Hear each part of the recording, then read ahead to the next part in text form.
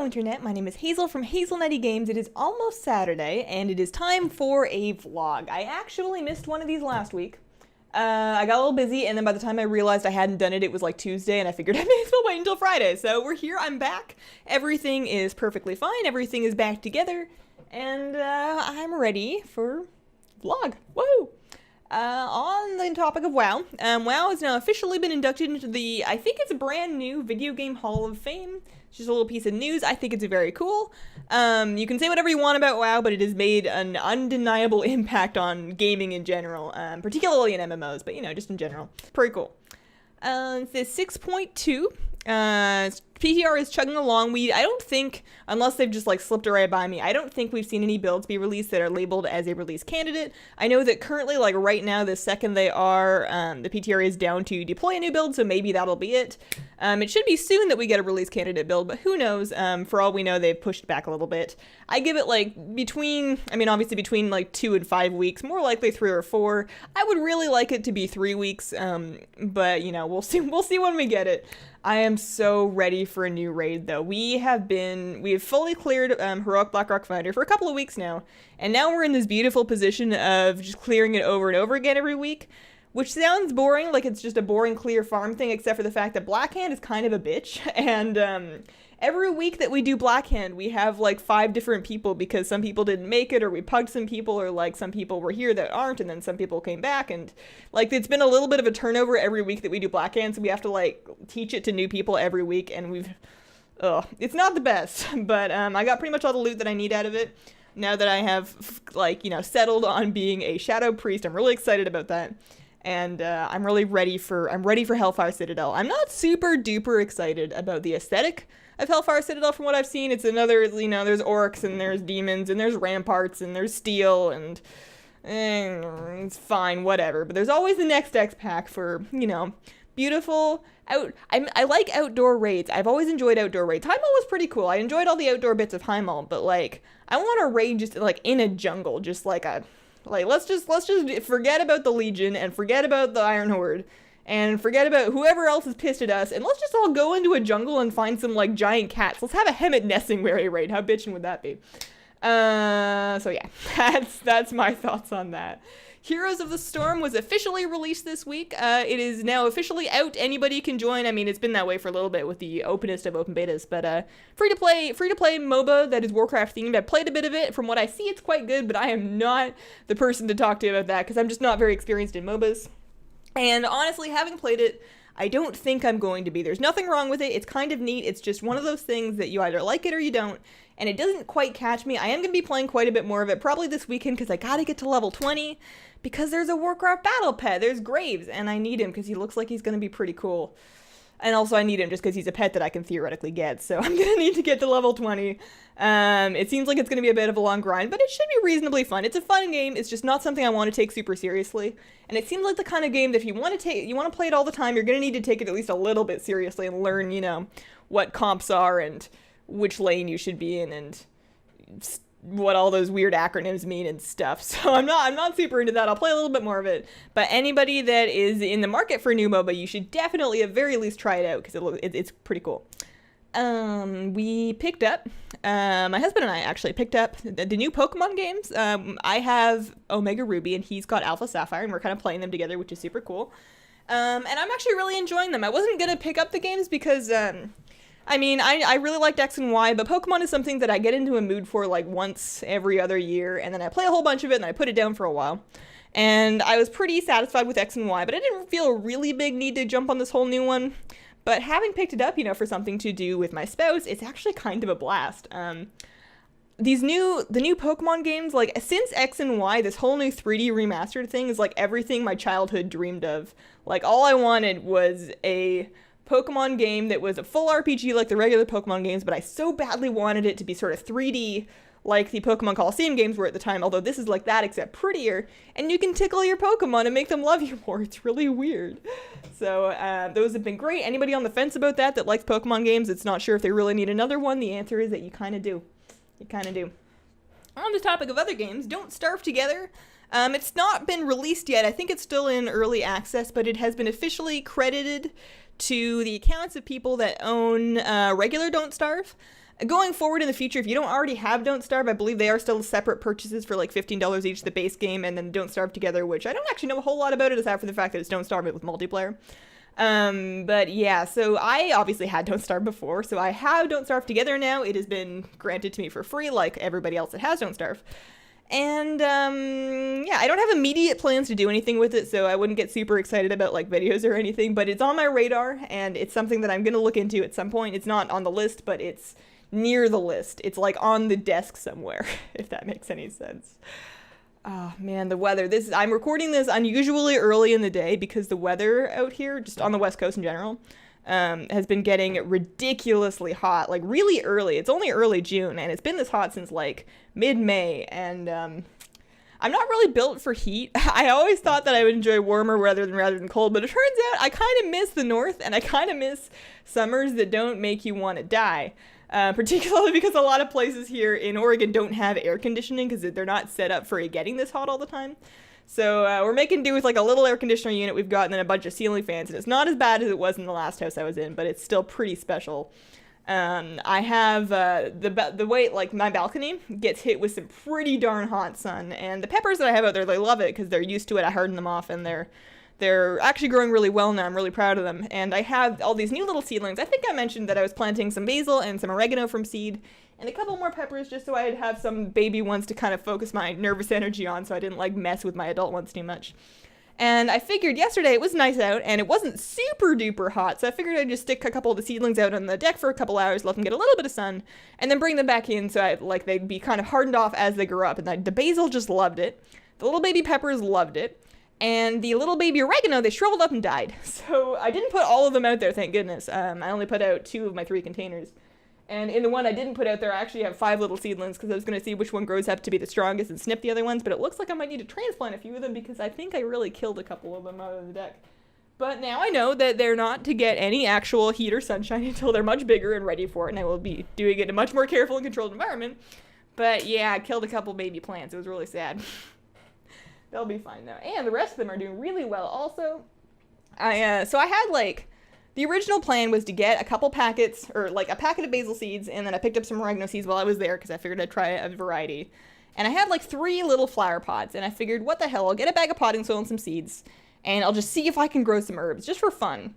And once I realized that I had planted way too many seeds, like a pinch is apparently like 100, and almost all of them germinated and turned into seedlings, and I started having that moment of, oh my god, I can't murder all these babies, so I started sort of fishing for things that I could use as pots. So I have like milk cartons that have been sawed off with drainage holes and milk jugs, and then like old pots that I've like just found in the world.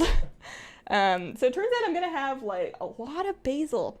I'm gonna have to make pesto or something. I'm very excited. They already smell yummy and they're like this big. Gardening's really fun.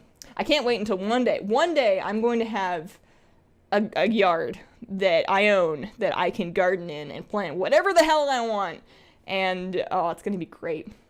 I might just do just like 100 pepper plants just around my house. Like everybody else will have like bushes and rhododendrons and like pansies and crap, and I'm just going to have like chili pepper plants everywhere. They're really pretty when they're in full bloom.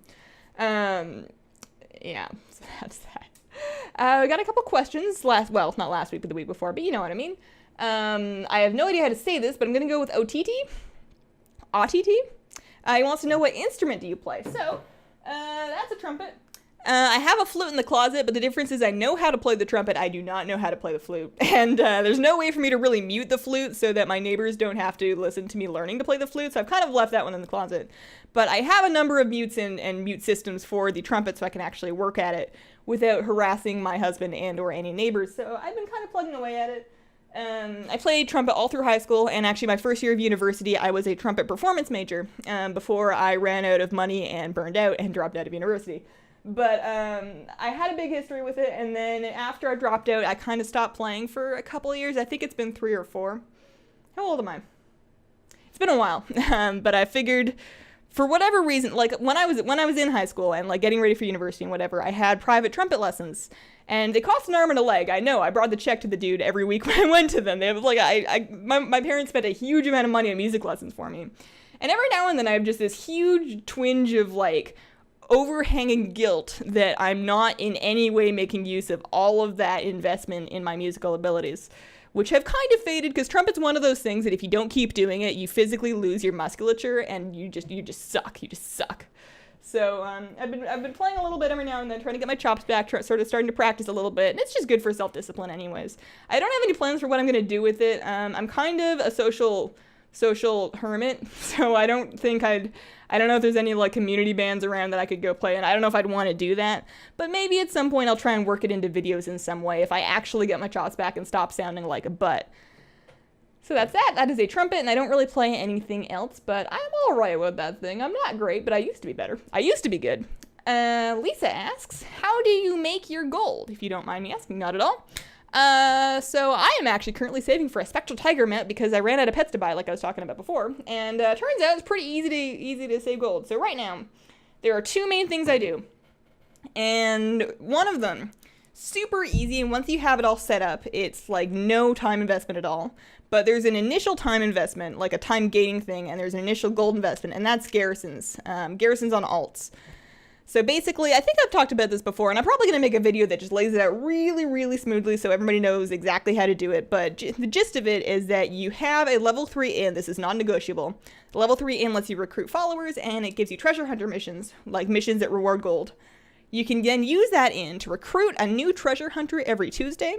Every week, basically. It resets on Tuesdays. You recruit a new minion that has the treasure hunter trait, and then you level up those minions, basically, and you send them on those treasure hunter missions. So if you have, like, a mission, you get a mission that's supposed to give you 225 gold, and it's got 3 follower slots. If you manage to send that mission out with 3 treasure hunters on it, you get, like, 1,100 gold.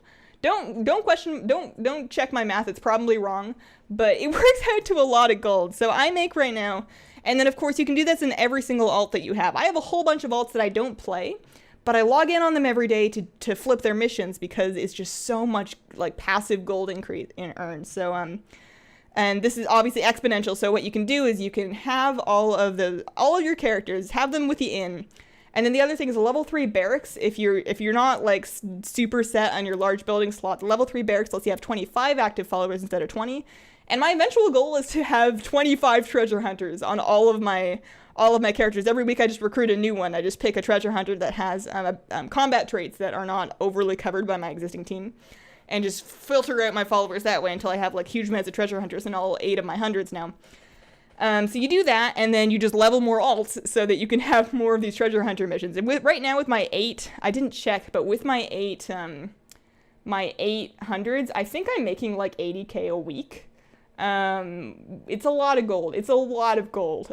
It's got to get nerfed at some point, but I think most people that only have like 1 or 2 hundreds won't be able to abuse it to the same extent that somebody like me is. But seriously, if you get that many hundreds, and they're pretty easy to level once you get some heirlooms, you can make some serious bank just flipping your missions, and you don't even have to play. But the problem, of course, is you're gated initially. Like, you have to get the garrison resources to build the building, and then you have to get your treasure hunter followers one by one, like 1 per week. Harrison Jones helps out the process a lot, and I did grind out Harrison Jones on one of my characters, but the thought of doing those Harrison Jones quests on all of my alts makes me want to quit WoW. So I haven't gone and done that, but if you're feeling ambitious, doing those quests gives you a good amount of gold, and Harrison Jones is very good. Not only does he have treasure hunter himself, but he can enable you to level new followers, those new 90 followers you get from the inn, up to 100 in epic really, really quickly. So that's the main way I make gold. The other way I make gold, I'm not doing this right this second because it kind of dies off in viability towards the end, the very beginning of patches. But I flip epics. I look on the auction house to find BOE epic gear, like current BOE epic gear, that has been posted below market value, and I have an add-on that tells me all of this. And I will at some point in the near future, like within the next month or two, make a series of video guides exactly how to use this add-on. But I have an add-on that tells me what market value is, and it will scan and pick out items that are severely below market value. I then make a decision as to whether or not I want to buy the thing, and if I do, I buy it, and then I resell it for market value. And then whatever amount of gold, obviously, between what I bought it for and what I sell it for, you get to keep. And on BOE epics, that ranges from like 2k to like 20k, depending on how lucky you get. And in the swing of things, when it's not the very end of a patch, when the market kind of goes crazy, I flip probably 10 to 15 of those a week on my mid-pop server. So I make approximately, depending on how lucky I get, I make approximately equal amounts of money flipping epics in for my garrisons.